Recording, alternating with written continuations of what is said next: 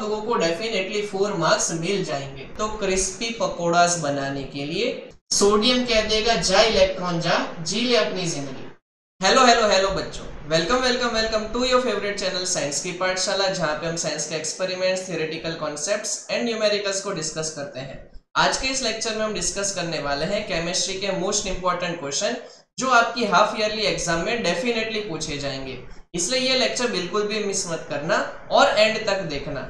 इस लेक्चर के अंदर हम डिस्कस करने वाले हैं केमिस्ट्री का चैप्टर नंबर 1, 2 और 3 के मोस्ट आईएमपी क्वेश्चंस। इसलिए आपको ये वीडियो एंड तक देखना है। अबे जल्दी बोल, कल सुबह पनवेल निकलना है। और ये वीडियो पसंद आए तो इस वीडियो को लाइक कर देना, चैनल को सब्सक्राइब कर देना और अपने फ्रेंड्स और फैमिली में इसको शेयर कर देना। बिना टाइम वेस्ट किए हम इसका डिस्कशन स्टार्ट करते हैं। अभी मजा आएगा ना भिड़ो। क्वेश्चन नंबर 1 में पूछा है, on the basis of which observation can it be determined that whether chemical reaction have taken place और नॉट। मतलब कि हमें कौन से ऑब्जर्वेशन से पता चलेगा कि केमिकल रिएक्शन हो रहा है कि नहीं हो रहा। ये जो पर्टिकुलर क्वेश्चन है वो चैप्टर नंबर 1 केमिकल रिएक्शंस और इक्वेशंस में से पूछा गया है। ये आप लोगों को 2 मार्क्स में पूछा जा सकता है।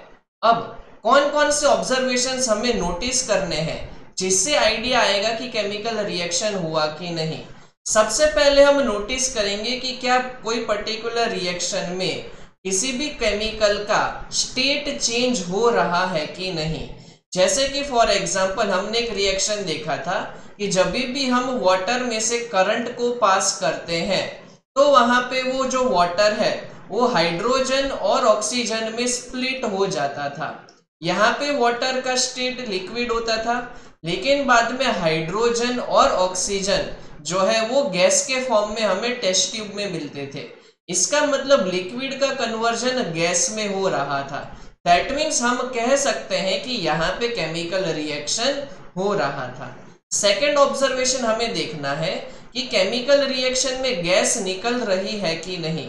इसका एग्जाम्पल हमने देखा था कि जब भी कोई पर्टिकुलर मेटल एसिड के साथ रिएक्ट करता है तो वहां पे हाइड्रोजन गैस निकलती है। दैट मीन्स वहां पे केमिकल रिएक्शन हो रहा था। थर्ड हम नोटिस करेंगे कि क्या केमिकल रिएक्शन में कलर चेंज होता है कि नहीं। ऐसा हमें पर्टिकुलरली पता चलता है रस्टिंग ऑफ आयरन में। आपको पता है कि आयरन का जो कलर है वो ग्रेइश होता है। अब जब उसका रस्टिंग होता है तो वो रेडिश ब्राउन में कन्वर्ट हो जाता है। इसका मतलब कलर चेंज हुआ है, और जब कलर चेंज होता है दैट मीन्स वहां पे केमिकल रिएक्शन हो रहा है। और फोर्थ पार्ट जो हमें नोटिस करना है वो है चेंज इन टेम्परेचर। जैसे कि जब हम कार्बन को ऑक्सीजन के साथ रिएक्ट करवाते थे तो वहां पे CO2 प्लस हीट रिलीज हो रही थी। जब हीट रिलीज होती है तो उसको कहा जाता है एक्सोथर्मिक रिएक्शन। तो हम इस तरीके से टोटल 4 ऑब्जर्वेशंस को नोटिस करेंगे। उसमें से अगर कोई भी ऑब्जर्वेशन यहाँ पे होता है, कोई भी यहाँ पे जो चीज मेंशन की गई है वो पर्टिकुलर इवेंट होती है, तो हम कहेंगे कि वहां पे केमिकल रिएक्शन हो रहा है। अगर इसमें से कोई भी पर्टिकुलर इवेंट नहीं होती तो उस केस में वहां पे केमिकल रिएक्शन नहीं होता। क्वेश्चन नंबर 2 में पूछा है, what is meant by skeletal chemical equation, explain by proper example. Skeletal chemical equation को अनबैलेंस्ड केमिकल इक्वेशन भी कहा जाता है। ये आप लोगों को याद रखना है। अनबैलेंस्ड केमिकल इक्वेशन का मतलब क्या हुआ तो अच्छे से समझना।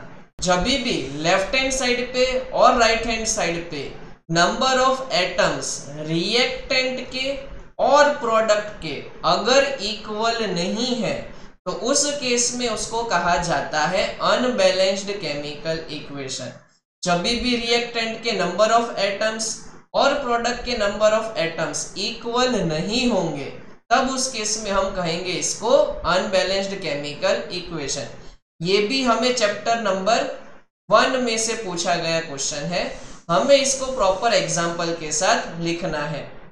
तो यहाँ पे आप लोगों को देखो एक रिएक्शन दिया हुआ है कि मैग्नीशियम जब ऑक्सीजन के साथ रिएक्ट करता है तो वहां पे बनता है मैग्नीशियम ऑक्साइड। अगर हम मैग्नीशियम को काउंट करें तो लेफ्ट हैंड साइड पे मैग्नीशियम जो है उसका सिंगल एटम दिया है, राइट हैंड साइड पे काउंट करेंगे मैग्नीशियम का तो वहां पे भी सिंगल एटम है। तो मैग्नीशियम तो हमारा बैलेंस है, लेकिन अगर हम ऑक्सीजन के नंबर ऑफ एटम्स काउंट करेंगे तो लेफ्ट हैंड साइड पे ऑक्सीजन के 2 एटम है और राइट हैंड साइड पे ऑक्सीजन का सिर्फ 1 एटम है। इसका मतलब कि यहाँ पे ऑक्सीजन बैलेंस्ड नहीं है, तो इस केस में इसको हम कहेंगे अनबैलेंस्ड केमिकल इक्वेशन, और उसको बैलेंस करने के क्वेश्चन भी आपको पूछे जाते हैं। मान लो कि इसको बैलेंस करना है तो हम कैसे करेंगे, तो हमें याद रखना है कि हमें इंटीजर को हमेशा मल्टीप्लाई करना है। इंटीजर का मतलब नंबर, जैसे कि यहाँ पे 2 मेरे पास ऑक्सीजन है तो मुझे यहाँ पे राइट हैंड साइड पे 2 से मल्टीप्लाई करना पड़ेगा। अब जब मैंने यहाँ पे 2 से मल्टीप्लाई किया तो ये मैग्नीशियम भी 2 हो चुके हैं, तो उसको बैलेंस करने के लिए मुझे लेफ्ट हैंड साइड पे भी 2 से मल्टीप्लाई करना पड़ेगा। तो अब आप चेक करोगे तो लेफ्ट साइड पे 2 मैग्नीशियम है, राइट साइड पे भी 2 मैग्नीशियम है, और ऑक्सीजन भी लेफ्ट साइड पे 2 है और राइट साइड पे भी 2 है। दैट मीन्स ये अनबैलेंस्ड केमिकल इक्वेशन अब बैलेंस हो चुका है। थर्ड क्वेश्चन में पूछा है how balanced chemical equation for reaction of zinc with sulphuric acid can be written, explain in short. हमें एक बैलेंस्ड केमिकल रिएक्शन लिखना है जिंक और सल्फ्यूरिक एसिड के लिए। अब समझना, जिंक का मतलब हम लिखेंगे Zn और सल्फ्यूरिक एसिड के लिए फॉर्मूला होता है H2SO4। अब जब भी यहाँ पे रिएक्शन होता है तो ये वाला जो SO4 है वो जिंक के साथ कंबाइन होके ZnSO4 बन जाता है और H2 गैस वहां से रिलीज हो जाती है। अब हमें इसका बैलेंस्ड केमिकल इक्वेशन लिखना है। अगर आप यहाँ पे नोटिस करोगे तो ऑलरेडी सब कुछ बैलेंस्ड है ही। पहले आप देखोगे कि जिंक के एटम्स लेफ्ट हैंड साइड पे कितने हैं, तो 1 है, राइट हैंड साइड पे भी 1 है। हाइड्रोजन देखोगे तो लेफ्ट हैंड साइड पे 2 है, राइट हैंड साइड पे भी 2 है। Sulphur left hand side right hand side पे 1 है और ऑक्सीजन दोनों तरफ 4 है। तो ऑलरेडी ये हमारा बैलेंस्ड इक्वेशन है ही। ये आप लोगों को 1 मार्क्स में पूछ सकते हैं।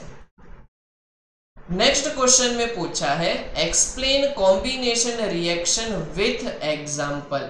ये अगेन चैप्टर नंबर 1 में से पूछा गया है। कॉम्बिनेशन रिएक्शन का मतलब होता है जब भी 2 या तो उससे ज्यादा रिएक्टेंट कंबाइन होके एक सिंगल प्रोडक्ट बनाए तो उस चीज को हम कहते हैं कॉम्बिनेशन रिएक्शन। जैसे कि A एक रिएक्टेंट है, B एक दूसरा रिएक्टेंट है, दोनों कंबाइन होके एक C नाम का प्रोडक्ट बनाते हैं जो सिंगल प्रोडक्ट है, तो उस केस में इसको कहा जाता है कॉम्बिनेशन रिएक्शन। जैसे कि यहाँ पे आपको एक एग्जांपल दिया है, जब भी हम कैल्शियम ऑक्साइड को वाटर के अंदर मिक्स करते हैं, कैल्शियम ऑक्साइड को क्विक लाइम भी कहा जाता है जिसको CaO कहते हैं। जब वो वाटर के साथ मिक्स होता है तो उस केस में वहां पे निकलता है कैल्शियम हाइड्रोक्साइड और हीट। ठीक है, कैल्शियम हाइड्रोक्साइड यानी कि स्लीप्ड लाइम बनता है और हीट वहां से रिलीज होती है, जिसकी वजह से हम इसको कहते हैं कॉम्बिनेशन रिएक्शन। साथ साथ में यहाँ पे राइट हैंड साइड पे हीट निकली है, इसलिए इसको एक्सोथर्मिक रिएक्शन भी कहा जाता है। ये पार्ट आप लोग याद रखोगे। नेक्स्ट क्वेश्चन है हमारा describe decomposition reaction of silver chloride into silver. Decomposition reaction जो है वो 3 टाइप के थे, thermal decomposition reaction, electrolytic decomposition reaction and photolytic decomposition reaction. ये वाला जो डीकंपोजिशन रिएक्शन है जिसमें सनलाइट जो है वो पर्टिकुलर सब्सटेंस को डीकंपोज करने वाला है, इसलिए इसको कहा जाता है फोटोलिटिक डीकंपोजिशन रिएक्शन। ठीक है, ये चीज आप लोगों को याद रखनी है। अब ये डीकंपोजिशन रिएक्शन कैसे होता है वो समझना। हमारे पास एक चाइना डिश होती है जिसके अंदर हम सिल्वर क्लोराइड को प्लेस करते हैं। जैसे कि हमने यहाँ पे 2 ग्राम जितना सिल्वर क्लोराइड जो है वो डिस्क के अंदर प्लेस करके रखा है, और उसके ऊपर जब भी सनलाइट इंसिडेंट होती है तो सनलाइट ये AgCl को डीकम्पोज यानी कि ब्रेक डाउन करेगी, जिसकी वजह से वहां पे सिल्वर जो है वो सॉलिड फॉर्म में रहेगा और क्लोरीन जो है वो गैस के फॉर्म में वहां पे इवापोरेट हो जाएगा। तो इस टाइप के रिएक्शन को हम कहते हैं फोटोलिटिक डीकम्पोजिशन रिएक्शन, जो आप लोगों को याद रखना है। नेक्स्ट इंपॉर्टेंट क्वेश्चन जो चैप्टर नंबर 1 में से पूछा जाता है वो है what is corrosion, explain its effect and give its example. ये मोस्ट IMP क्वेश्चन है जो 2 मार्क्स से लेके 3 मार्क्स में पूछा जाता है। ये पूरा का पूरा थियोरेटिकल क्वेश्चन है, इसलिए आप लोगों को एज इट इज इसी फॉर्म में याद रखना पड़ेगा। कोरोजन जो है उसको कहा जाता है डिस्ट्रक्शन ऑफ मेटल। जब भी मेटल का ब्रेक डाउन होता है, जब वो मेटल मॉइस्चर के साथ, एसिड के साथ, मॉइस्चर को हम ह्यूमिडिटी भी कह सकते हैं, ऑक्सीजन के साथ रिएक्ट करता है, वाटर के साथ रिएक्ट करता है, तो उस केस में वो पर्टिकुलर मेटल का ब्रेक डाउन होता है, वो कोरोड होने लगता है, और इस प्रोसेस को हम कहते हैं कोरोजन। इसका बेस्ट एग्जांपल है रस्टिंग ऑफ आयरन। हमने पहले भी डिस्कस किया था, अगर कोई आयरन का सब्सटेंस है वो रस्ट हो जाता है उसके ऊपर, तो उसके ऊपर रेडिश ब्राउन कलर की कोटिंग आ जाती है, जिसको हम रस्टिंग कहते हैं। वैसे ही सिल्वर के ऊपर ब्लैक कोटिंग आ जाती है जब वो सिल्वर H2S के साथ रिएक्ट करता है। ये आप लोगों को पूछ सकते हैं कि सिल्वर का रस्टिंग किसकी वजह से होता है, तो H2S की वजह से होता है। वैसे ही कॉपर का रस्टिंग होता है तो उस केस में उसके ऊपर ग्रीन कलर की कोटिंग आ जाती है। अब इसके इफेक्ट क्या है तो वो समझना। कोरोजन की वजह से कार की बॉडी, ब्रिजेस जो है, आयरन की जो रेलिंग्स है, शिप्स है, और जो भी मेटल की चीजें होती है वो डैमेज हो जाती है। इसलिए कोरोजन को कहा जाता है कि एक बहुत ही ज्यादा सीरियस प्रॉब्लम है। अगर वहां पे किसी भी ब्रिज का स्ट्रक्चर डैमेज हो जाता है तो ब्रिज जो है वो पूरा का पूरा कोलैप्स हो सकता है। कार की पूरी बॉडी जो है वो ब्रेक डाउन हो सकती है कोरोजन की वजह से, इसलिए इसको एक सीरियस प्रॉब्लम कहा गया है। तो वो वाला पार्ट आप लोगों को याद रखना पड़ेगा। अब एक और इम्पोर्टेंट क्वेश्चन पूछा जाता है, explain rancidity with example. Rancidity का मतलब होता है सिंपल लैंग्वेज में सड़ना। जब भी फूड जो है उसमें से बैड स्मेल आती है या तो टेस्ट आता है, तो उस चीज को हम कहते हैं वो पर्टिकुलर फूड रेंसिड हो चुका है। ऐसा क्यों होता है? बिकॉज फूड के अंदर होता है फैट एंड ऑयल। जब भी ये फैट और ऑयल ऑक्सीडाइज होता है यानी कि ऑक्सीजन के साथ रिएक्ट करता है, तो उस केस में उसका स्मेल भी चेंज हो जाता है, उसका टेस्ट भी चेंज हो जाता है। आपने नोटिस किया होगा कि फूड में से बास आती है बहुत ही खराब, उसका टेस्ट भी चेंज हो चुका है। इसी फेनोमेना को हम कहते हैं रेंसिडिटी। तो इसलिए कहा जाता है कि फूड को कभी भी ओपन नहीं रखना चाहिए, उसको हमेशा ढक के रखना चाहिए। ठीक है, तो इसलिए क्या करते हैं, कई बार इस रेंसिडिटी को स्टॉप करने के लिए हम एंटीऑक्सीडेंट्स यूज करते हैं। एंटीऑक्सीडेंट्स जो है वो ऑक्सीडेशन रिएक्शन नहीं होने देते, जिसकी वजह से रेंसिडिटी भी नहीं होती। हम फूड को कई बार एयर टाइट कंटेनर के अंदर स्टोर करके रखते हैं, जिसकी वजह से ऑक्सीडेशन की जो प्रोसेस है वो स्लो डाउन हो जाती है। और जितने भी चिप्स मैन्युफैक्चरर्स है जो फूड पैकेट्स बनाते हैं, वो जो है अंदर नाइट्रोजन जो है वो फिल कर देते हैं, जिसकी वजह से नाइट्रोजन जो है ऑक्सीडेशन रिएक्शन नहीं होने देता, इसलिए कभी भी रेंसिडिटी नहीं होगी। नेक्स्ट इंपॉर्टेंट क्वेश्चन जो चैप्टर नंबर 1 में से पूछा जाता है वो है what are exothermic reaction, explain with example. ये हमने थोड़ी देर पहले भी डिस्कस किया था। यहाँ पे उसके और डिफरेंट एग्जाम्पल आपको यहाँ पे दिए गए हैं जो आपको गिव रीजन के फॉर्म में भी पूछे जाते हैं। फर्स्ट हम देखते हैं एक्सोथर्मिक रिएक्शन की डेफिनेशन। ऐसा कोई पर्टिकुलर रिएक्शन जहां से हीट निकलती हो, हीट प्रोड्यूस होती हो प्रोडक्ट के फॉर्मेशन के वक्त, तो उस चीज को कहा जाता है एक्सोथर्मिक रिएक्शन। जैसे कि हम नेचुरल गैस को बर्न कर रहे हैं जिसको कंबशन रिएक्शन भी कहते हैं। इस केस में क्या होता है, हमारा नेचुरल गैस यानी कि मीथेन जब ऑक्सीजन की प्रेजेंस में बर्न होता है तो वहां पे कार्बन डाइऑक्साइड बनता है, वाटर का फॉर्मेशन होता है और हीट रिलीज होती है। जब भी प्रोडक्ट साइड पे हीट आए तो आपको समझ जाने का कि वो वाला रिएक्शन जो है वो एक्सोथर्मिक रिएक्शन है। सेकेंड आपको गिव रीजन में पूछा जा सकता है कि रेस्पिरेशन भी एक एक्सोथर्मिक रिएक्शन है, वो आप एक्सप्लेन करो। अब आप लोगों को पता है कि जब भी हम फूड को कंज्यूम करते हैं तो हमें एनर्जी मिलती है। जब उस फूड का डाइजेशन होगा तो वहां पे फूड जो है वो ब्रेक डाउन हो जाता है इनटू सिंपल सब्सटेंसेस। एक्चुअल में फूड जो है ना वो एक कॉम्प्लेक्स सब्सटेंस है, डाइजेशन के वक्त वो सिंपलर सब्सटेंस में कन्वर्ट हो जाता है। हम जितना भी फूड कंज्यूम करते हैं जैसे कि राइस है, पोटैटोज है, ब्रेड है, फ्रूट्स है, उन सब के अंदर होता है कार्बोहाइड्रेट। कार्बोहाइड्रेट को जो है हम कहते हैं कॉम्प्लेक्स सब्सटेंस। जब डाइजेशन होता है तो वो कार्बोहाइड्रेट एक सिंपल सब्सटेंस जिसको ग्लूकोज कहते हैं उसमें वो ब्रेक डाउन हो जाता है।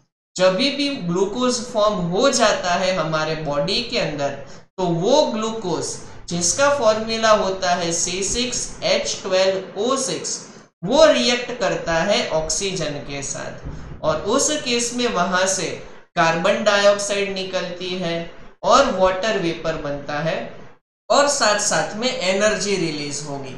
आप ये चीज नोटिस करना कि जब भी हम ब्रीथ आउट करते हैं तो वहां से वार्म एयर बाहर निकलती है, एक्चुअल में वो कार्बन डाइऑक्साइड गैस निकलती है और साथ साथ में एनर्जी का फॉर्मेशन होता है। तो जब भी राइट साइड पे एनर्जी आए या हीट आए तो उस केस में इसको हम कह देते हैं एक्सोथर्मिक रिएक्शन। साथ साथ में थर्ड एग्जांपल हमें याद रखना है कि जो भी वेजिटेबल मैटर है, वेजिटेबल मैटर का मतलब क्या हुआ, जो वेस्ट वेजिटेबल्स है, फ्रूट्स है, प्लांट्स हैं जो डेड हो चुके हैं, जब वो डीकम्पोज हो जाते हैं तो वहां पे कंपोस्ट का फॉर्मेशन होता है जिसको हम मैन्योर कहते हैं और साथ साथ में हीट रिलीज होती है, तो इसको भी हम कहेंगे exothermic reaction. Next important question जो आप लोगों को 4 मार्क्स में पूछा जाता है वो है इलेक्ट्रोलिसिस ऑफ वाटर। ठीक है, इलेक्ट्रोलिसिस का मतलब होता है इलेक्ट्रोलिटिक डिकम्पोजिशन रिएक्शन। यहाँ पे हम इलेक्ट्रिसिटी का यूज करके वाटर को डिकम्पोज करते हैं, मतलब कि उसका ब्रेक डाउन करते हैं। अब ये एक्टिविटी के फॉर्म में पूछा जाता है, इसलिए आप लोगों को यहाँ पे डायग्राम ड्रॉ करना आना चाहिए। पहले हम इसका जो एक्सपेरिमेंटल सेटअप है वो डिस्कस कर लेते हैं। सबसे पहले हमने यहाँ पे एक प्लास्टिक मग को लेके रखना है, उसके अंदर वाटर को फिल करना है और साथ साथ में फ्यू ड्रॉप्स ऑफ H2SO4 हम ऐड कर देते हैं। H2SO4 को इसलिए ऐड किया जाता है बिकॉज वो एक एसिड है और एसिड जो है वो इजीली इलेक्ट्रिसिटी को कंडक्ट करते हैं, इसलिए हमने यहाँ पे H2SO4 को ऐड किया।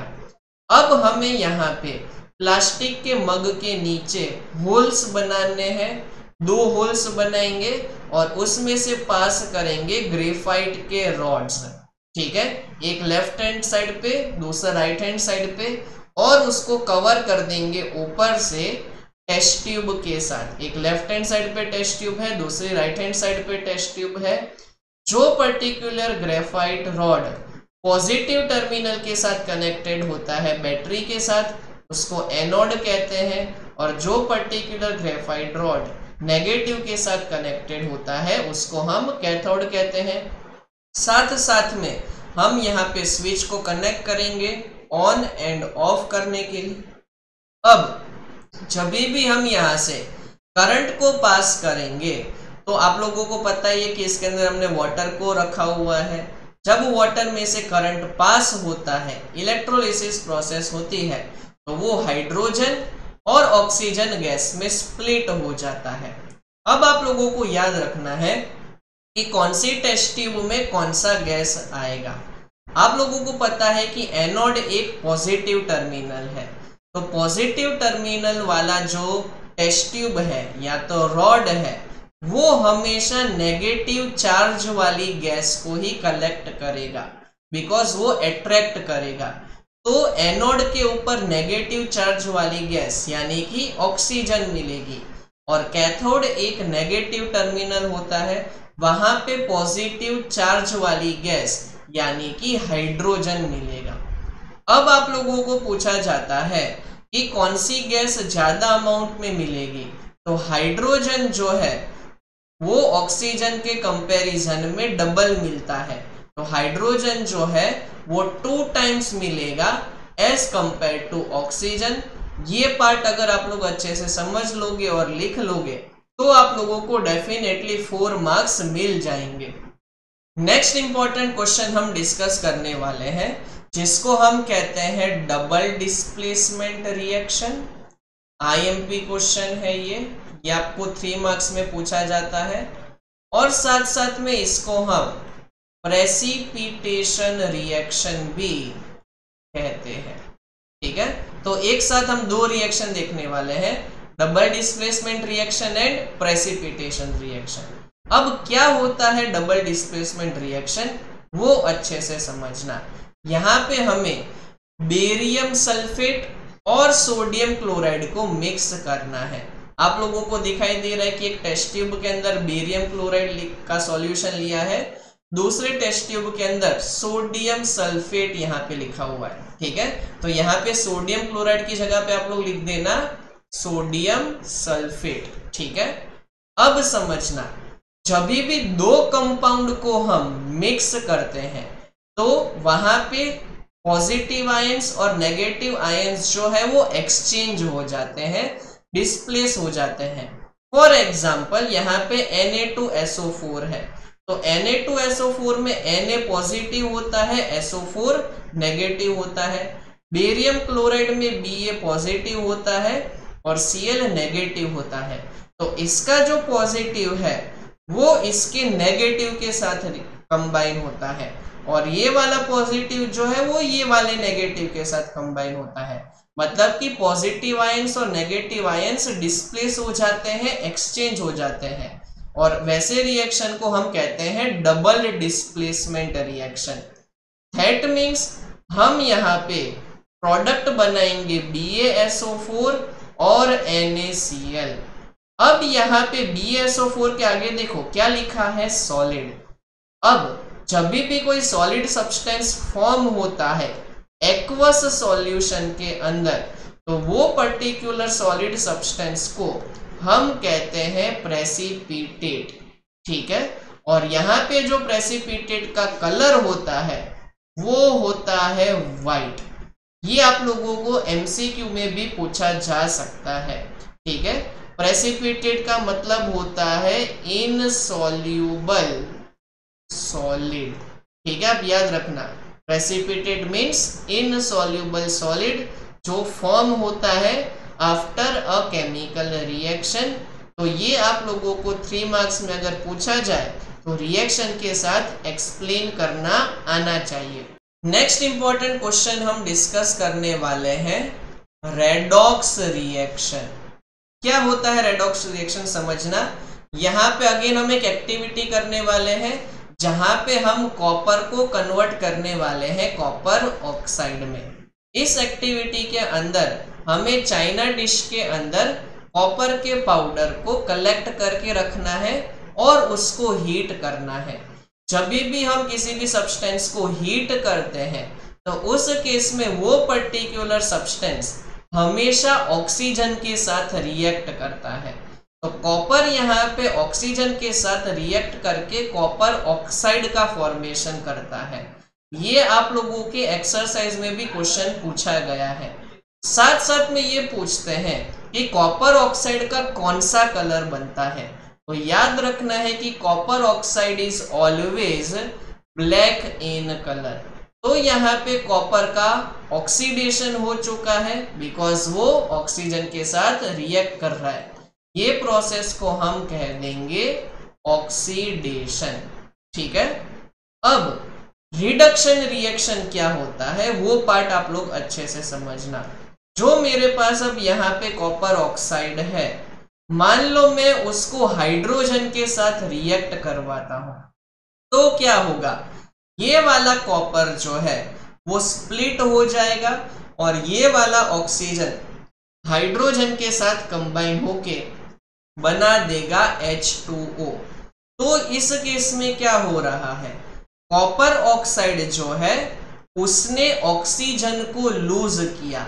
जब भी कोई सब्सटेंस ऑक्सीजन को लूज करता है तो उसको हम कहते हैं रिडक्शन, और जब भी कोई सब्सटेंस ऑक्सीजन के साथ ऐड हो जाता है, मिक्स हो जाता है, तो उसको हम कहते हैं ऑक्सीडेशन।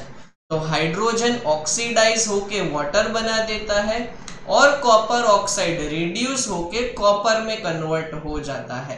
तो ऐसे टाइप के रिएक्शन को रेडॉक्स रिएक्शन कहा जाता है, जहां पे साइमल्टेनियसली ऑक्सीडेशन भी होता है और रिडक्शन भी होता है। अब हम डिस्कस करने वाले हैं चैप्टर नंबर 2 के इंपॉर्टेंट क्वेश्चन।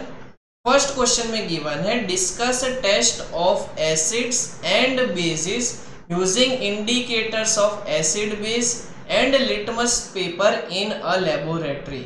मान लो आपको कोई अननोन सब्सटेंस दिया है, वो एसिड भी हो सकता है, बेस भी हो सकता है।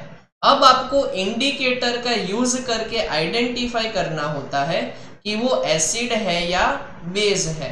वहां पे आप एसिड बेस इंडिकेटर्स यानी कि फिनोफ्थैलिन और मिथाइल ऑरेंज भी यूज कर सकते हो, और लिटमस पेपर जो कि 2 टाइप में होते हैं, रेड लिटमस और ब्लू लिटमस, वो भी यूज कर सकते हो।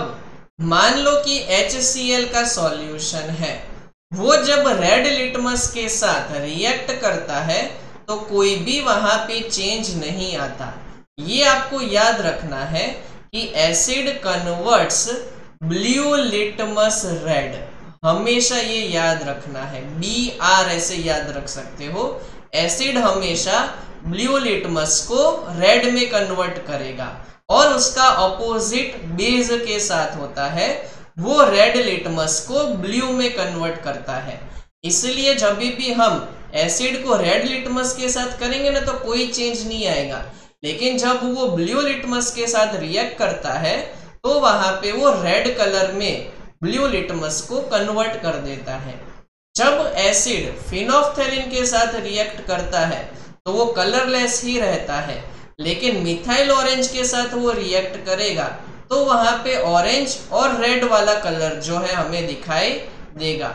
सेम जो है वो सल्फ्यूरिक एसिड के साथ भी देखने को मिलता है, नाइट्रिक एसिड के साथ भी और एसिटिक एसिड के साथ भी, बिकॉज सारे के सारे एसिड्स हैं। लेकिन जब हम बेस की बात करेंगे, बेस को कैसे आइडेंटिफाई करोगे, तो लास्ट में उनका OH वाला जो है पार्टिकल दिखाई देगा, आपको OH माइनस आयन दिखाई देता है। एसिड के अंदर आपको H प्लस आयन्स दिखाई देते हैं, बेस के अंदर आपको OH माइनस आयन दिखाई देते हैं।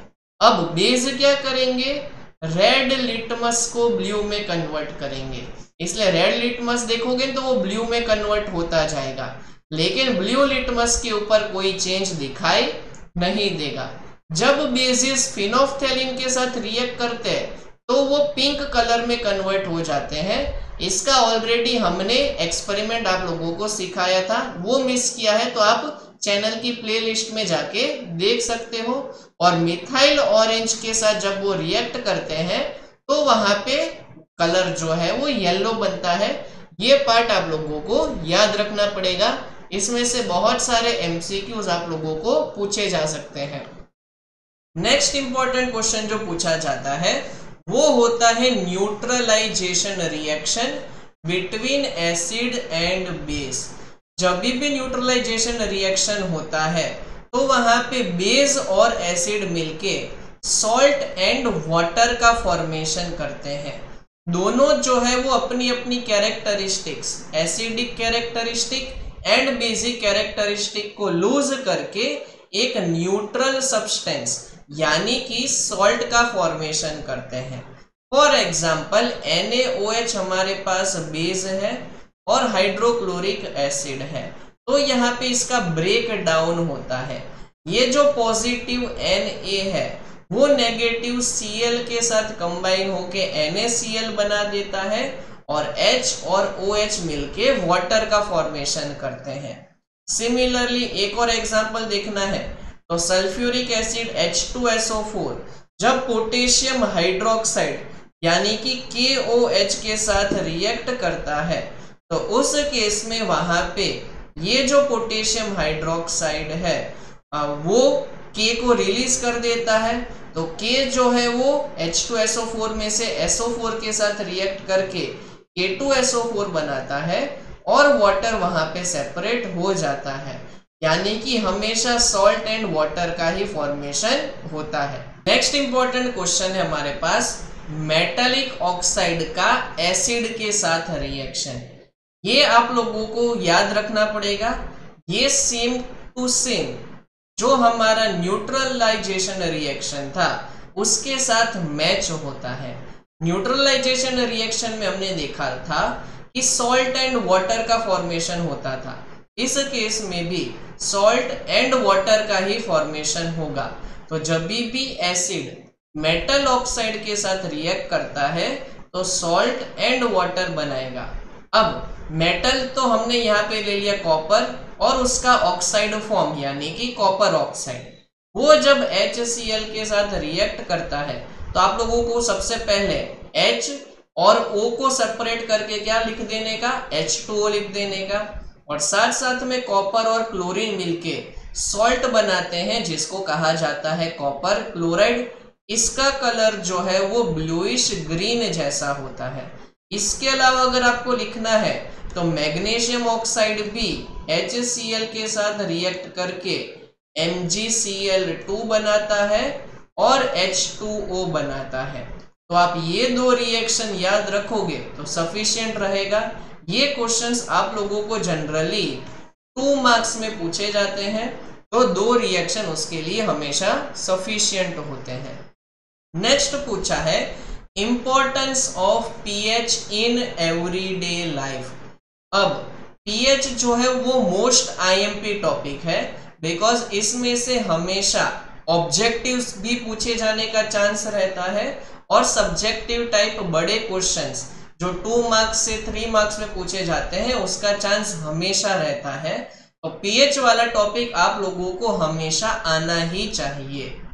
अब हमारे लाइफ के अंदर pH का मोस्ट इंपॉर्टेंट रोल है। हमारी बॉडी का अगर pH 7 से 7.8 के बीच में होगा तो हमारी बॉडी हमेशा हेल्दी रहती है। अगर pH का ज्यादा चेंज होता है बॉडी के अंदर तो हम बीमार पड़ सकते हैं। अगर रेन होती है और वहां पे रेन वाटर का pH 5.6 से कम हो जाता है तो उसको कहा जाता है एसिड रेन। ये आप लोगों को 1 मार्क्स में पूछा जाता है, इसलिए आप लोग खास करके याद रख लेना, इसको हम कहेंगे एसिड रेन। अब एसिड रेन की वजह से क्या हो सकता है, हम भी बीमार पड़ सकते हैं और एक्वेटिक लाइफ जो है उसके लिए भी जीना जो है वो मुश्किल हो जाएगा, उनका जो सर्वाइवल है वो मुश्किल हो जाता है। इसलिए pH जो है वो एक इम्पॉर्टेंट रोल प्ले करता है। pH का जो रोल है वो हमारे डाइजेस्टिव सिस्टम में भी बहुत इम्पॉर्टेंट रोल है।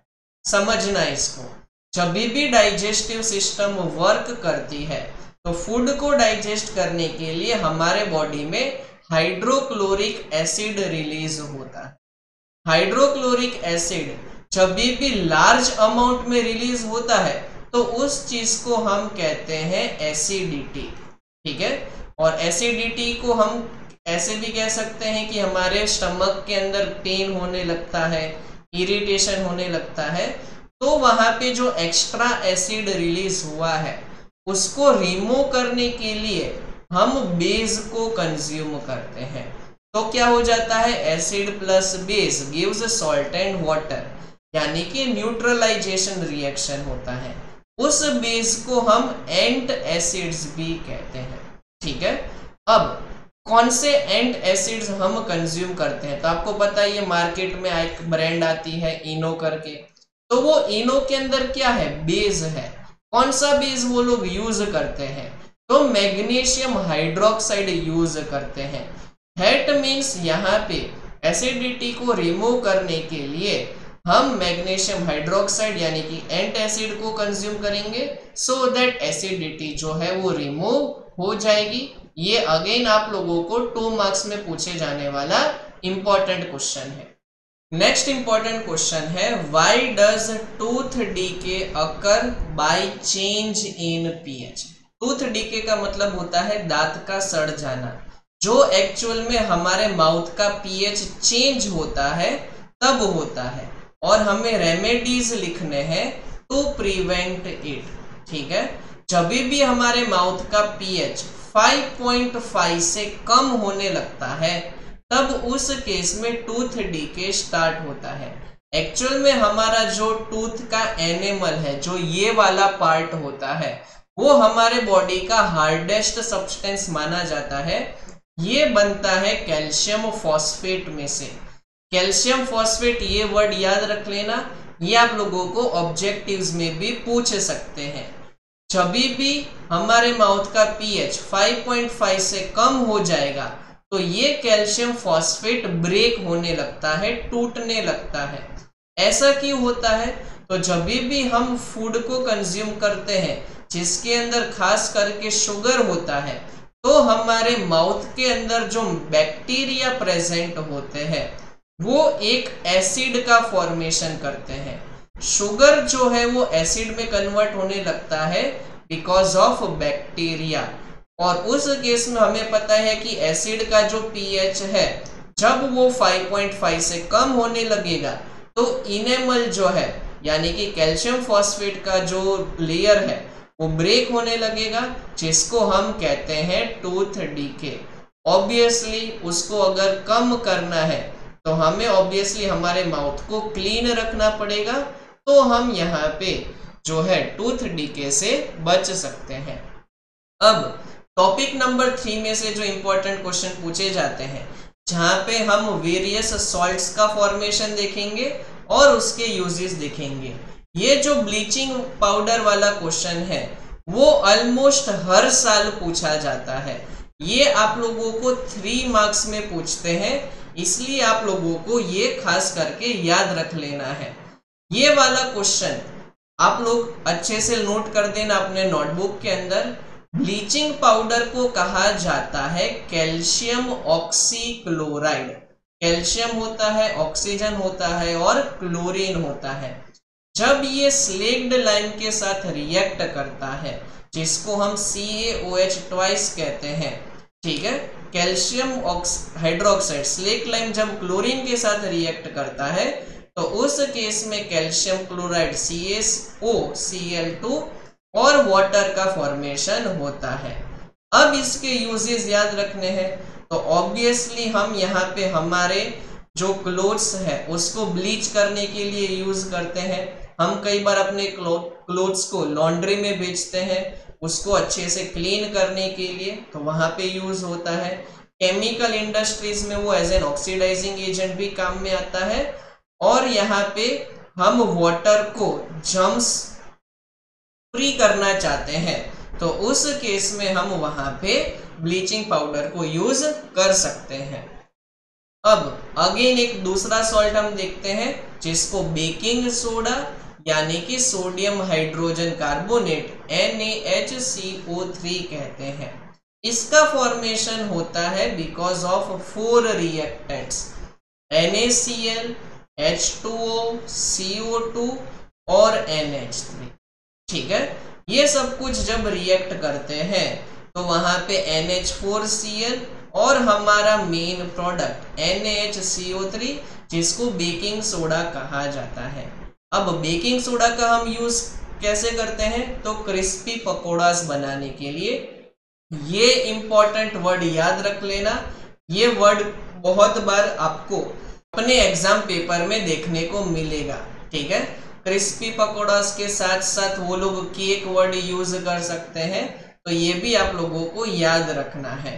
अब यहाँ पे हमने बेकिंग सोडा का फॉर्मेशन देख लिया, साथ साथ में मान लो कि हम ये बेकिंग सोडा को बाद में जाके हीट करते हैं तो वहां पे वो Na2CO3 यानी कि वॉशिंग सोडा का भी फॉर्मेशन कर देता है।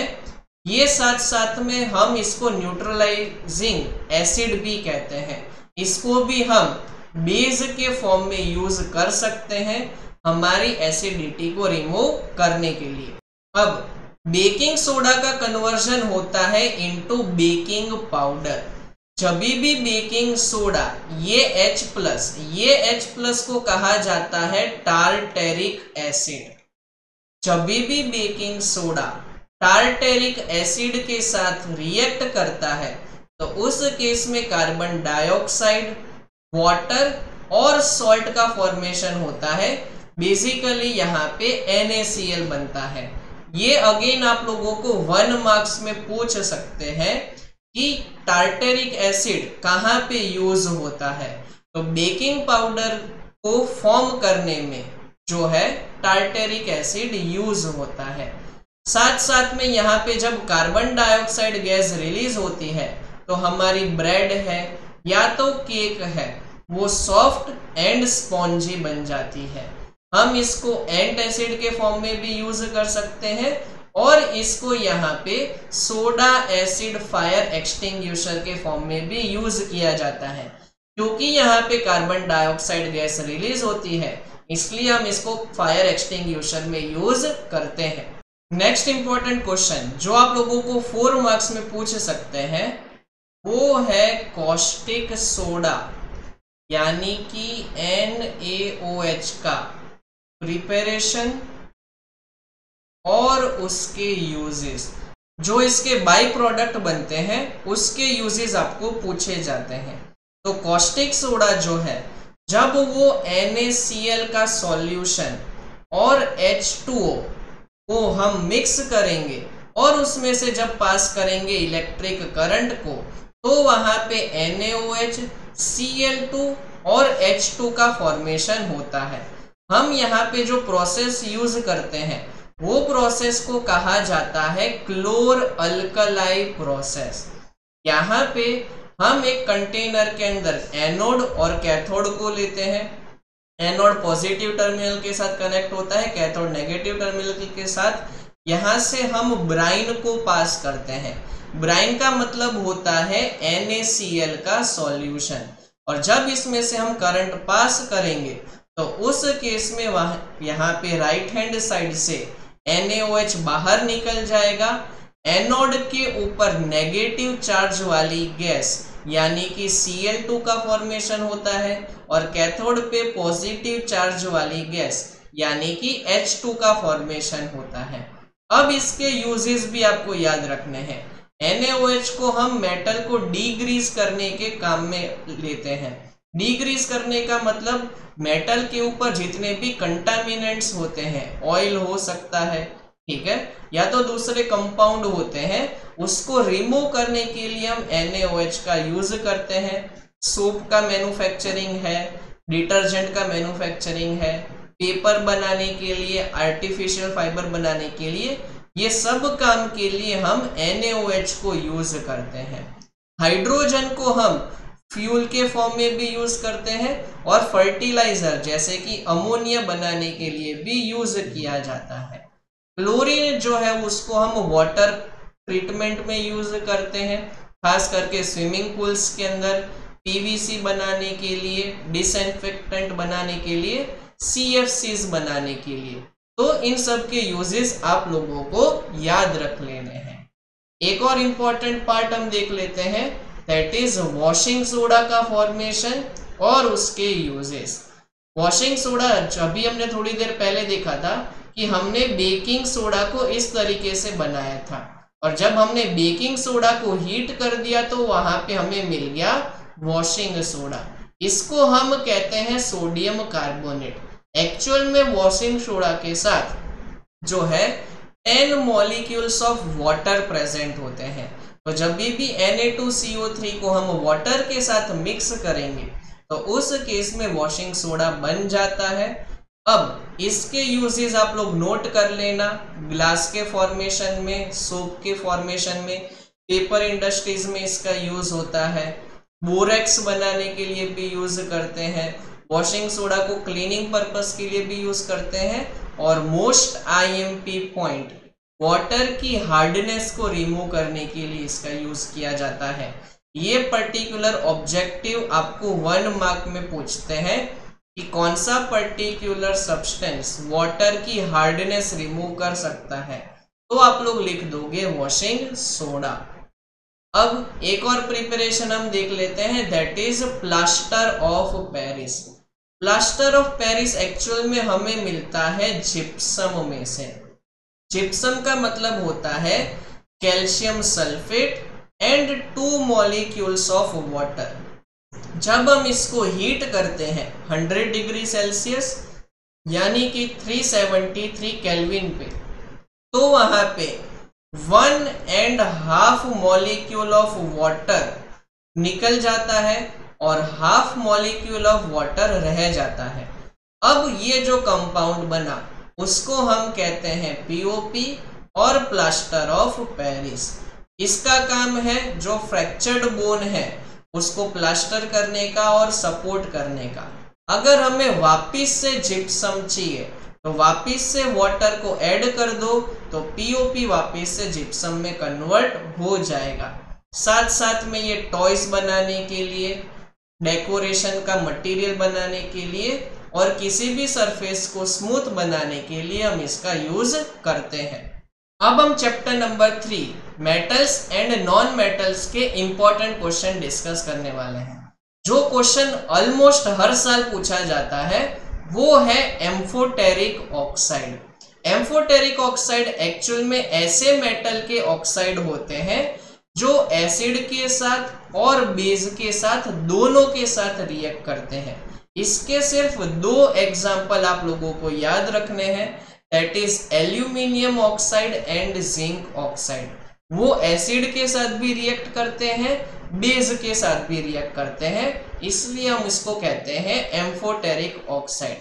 जब भी एल्यूमिनियम ऑक्साइड HCl यानी कि एसिड के साथ रिएक्ट करता है तो वहां पे एल्यूमिनियम क्लोराइड एंड वाटर का फॉर्मेशन होता है।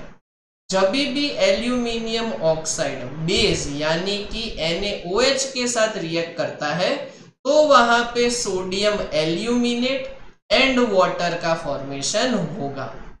अब ये पार्ट आप लोगों को पता है। वैसे ही आप लोग रिएक्शन लिख दोगे जिंक के भी।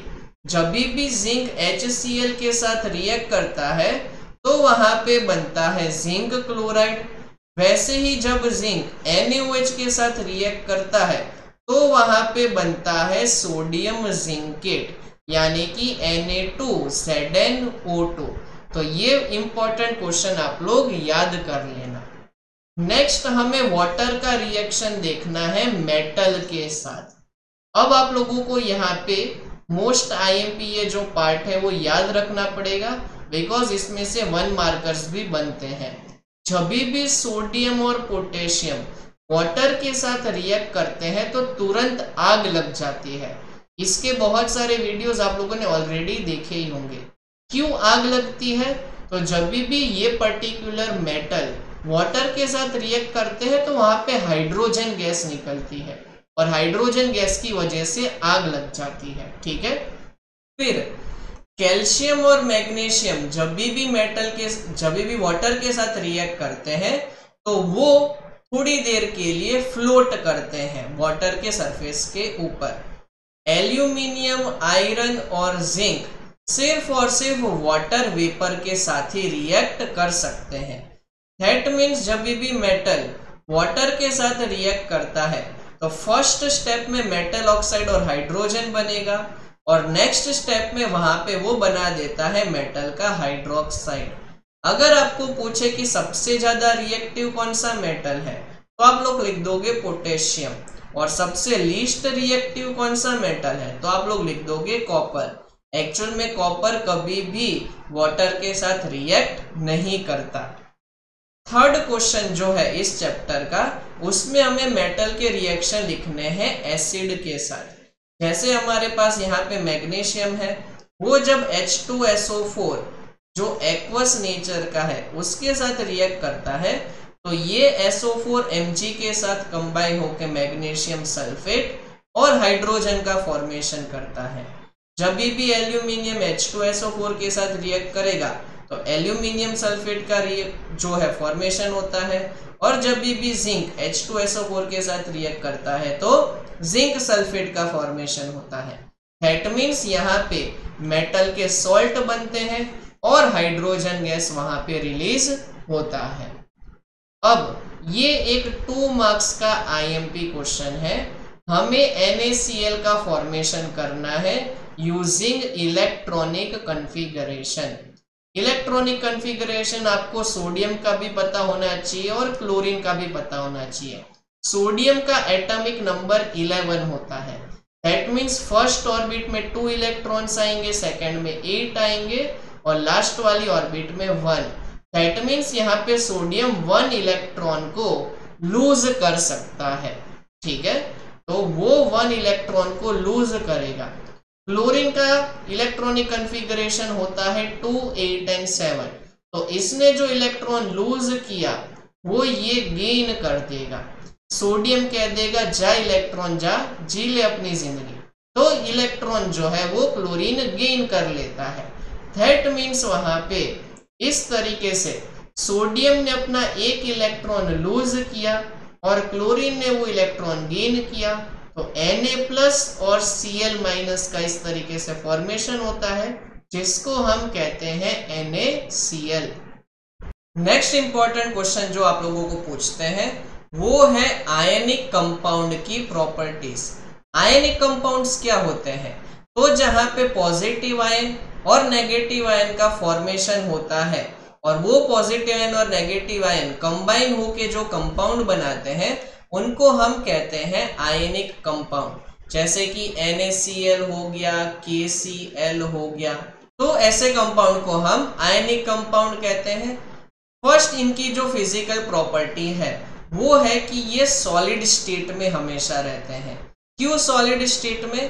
तो उनका जो पॉजिटिव और नेगेटिव आयन है उनके बीच में लगता है स्ट्रॉन्ग फोर्स ऑफ अट्रैक्शन, इसलिए वो हमेशा सॉलिड रहेंगे। ठीक है, हमेशा ये ब्रिटल रहते हैं। जब भी हम इसके ऊपर फोर्स अप्लाई करेंगे तो वो प्रेशर की वजह से ब्रेक डाउन कर देंगे। नेक्स्ट आपको याद रखना है कि इनका मेल्टिंग पॉइंट और बॉइलिंग पॉइंट हमेशा हाई होता है, बिकॉज इनके बीच में स्ट्रॉन्ग फोर्स ऑफ अट्रैक्शन है। उसको ब्रेक करने के लिए ज्यादा टेम्परेचर देना पड़ेगा। दैट मीन्स हमेशा बॉइलिंग पॉइंट और मेल्टिंग पॉइंट कैसा रहेगा? हाई। नेक्स्ट जो है ये हमेशा सिर्फ और सिर्फ वाटर के अंदर सॉल्यूबल रहते हैं और दूसरे जो सॉल्वेंट है, केरोसिन है, पेट्रोल है, उसके अंदर कभी भी डिसॉल्व नहीं होते और ये इलेक्ट्रिसिटी को कंडक्ट करते हैं सिर्फ और सिर्फ मॉल्टन स्टेट में। मॉल्टन स्टेट का मतलब क्या हुआ? जब भी ये वाटर के साथ मिक्स हो जाते हैं तो वो इलेक्ट्रिसिटी को पास करेंगे। सॉलिड स्टेट के अंदर इलेक्ट्रिसिटी पास नहीं करते। नेक्स्ट इंपॉर्टेंट क्वेश्चन जो पूछा जाता है वो है रोस्टिंग और कैल्सिनेशन। रोस्टिंग एक कॉमन वर्ड है जो आप लोगों ने देखा ही होगा कि हम पापड़ को रोस्ट करते हैं। ठीक है, क्यों रोस्ट करते हैं? तो ऑब्वियसली खाने के लिए। अब समझना टेक्निकली इसका मतलब क्या होता है। जब भी कोई सल्फाइड का ओर जिसको हम हीट करते हैं और वो ऑक्साइड में कन्वर्ट हो जाता है इन प्रेजेंस ऑफ एयर, तो उस चीज को कहा जाता है रोस्टिंग। वापिस से बता रहा हूं, हमारे पास सल्फाइड का ओर होता है किसी भी मेटल का, उसको हम हीट करते हैं in presence of air so that sulphide का ओर कन्वर्ट हो जाए ऑक्साइड में, तो उस चीज को हम कहते हैं रोस्टिंग।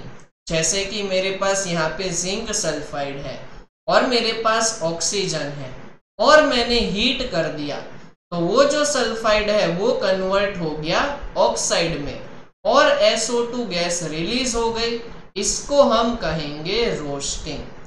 अब समझना, जब हमारे पास कार्बोनेट ओर होता है और हमारे पास लिमिटेड एयर ही है और हम इसको हीट करेंगे जिसकी वजह से वो ऑक्साइड में कन्वर्ट हो जाएगा, तो उसको हम कहेंगे कैल्सिनेशन।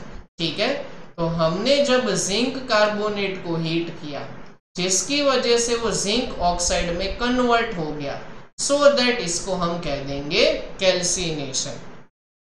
एक और इंपॉर्टेंट क्वेश्चन जो आपको पूछते हैं वो है एलॉयज के रिगार्डिंग। एलॉयज जो है वो बनते हैं कभी भी दो मेटल के मिक्सचर से, या तो एक मेटल होगा दूसरा होगा नॉन मेटल, और उसको हम कह देंगे एलॉय। तो डेफिनेशन आप लोग लिख लेना कि alloy is an homogeneous mixture of two or more metals or a metal and non metal. Actual में हम इसलिए बनाते हैं एलॉयज सो दैट मेटल की जो प्रॉपर्टीज है वो इम्प्रूव हो जाए।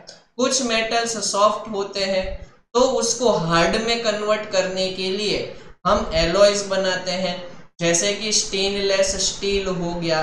तो जब भी हम आयरन को कार्बन के साथ रिएक्ट करवाते हैं, उसके अंदर कार्बन को ऐड कर देते हैं और बाद में क्रोमियम को ऐड करते हैं, तो बाद में वो जो है आयरन जो है वो कन्वर्ट हो जाता है स्टेनलेस स्टील के अंदर। वैसे ब्रास भी एक एलॉय है, ठीक है, साथ साथ में ब्रॉन्ज भी एक एलॉय है। तो ये सारे आपको एग्जांपल्स पता होने चाहिए। देखो यहाँ पे आप लोगों को एग्जांपल दिए हैं, ब्रास जो है वो कॉपर और जिंक का एलॉय है, ब्रॉन्ज जो है वो कॉपर और टिन का एलॉय है, शोल्डर जो है जो हम यूज करते हैं इलेक्ट्रिकल कंपोनेंट्स को जो है वहां पे कनेक्ट करने के लिए, वो टिन और लेड का एलॉय है। यहाँ पे उनका मेल्टिंग पॉइंट बहुत लो होता है, इसलिए हम इलेक्ट्रिक वायर्स को वेल्ड करने के लिए इसको यूज करते हैं। आई होप आप लोगों को सब कुछ परफेक्टली समझ में आ गया होगा। फिर भी अगर आप लोगों को कोई डाउट है तो आप मुझे नीचे कमेंट सेक्शन में पूछ सकते हो। आप लोगों को आपकी आने वाली एग्जाम के लिए बेस्ट ऑफ लक। ये वीडियो पसंद आए तो इसको लाइक कर देना, चैनल को सब्सक्राइब कर देना और अपने फ्रेंड्स और फैमिली में शेयर कर देना। नेक्स्ट वीडियो के अंदर हम ऐसे ही फिजिक्स के इंपॉर्टेंट क्वेश्चन डिस्कस करने वाले हैं। Until then, good bye and have fun. खत्म, bye bye, tata, good bye, गया।